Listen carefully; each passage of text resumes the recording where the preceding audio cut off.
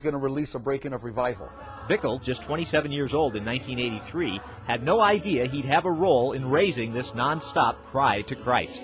But then an elder prophet named Bob Jones told Bickle the Lord was going to raise up a young adult prayer and worship movement in Kansas City. He would bring thousands of young adults that were singers and musicians to Kansas City.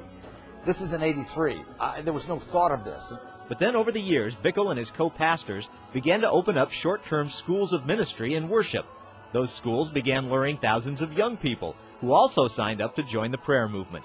And by 1999, there were so many of them, they made unending prayer by large groups in this place a reality. Imagine this. Non-stop prayer and worship has been going up to the heavens every day and every night here at the International House of Prayer for the last 7 years.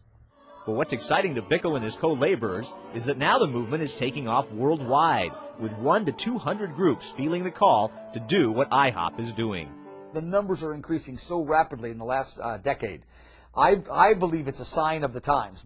And one of the biggest signs will be a major move of God in the Holy Land, something that same prophet told Bickle way back in 1983 he'd have a role in.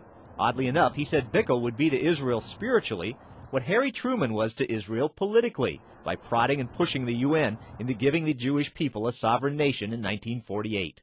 He says, as Harry S. Truman was an intercessor for Israel in the political way, so the Lord's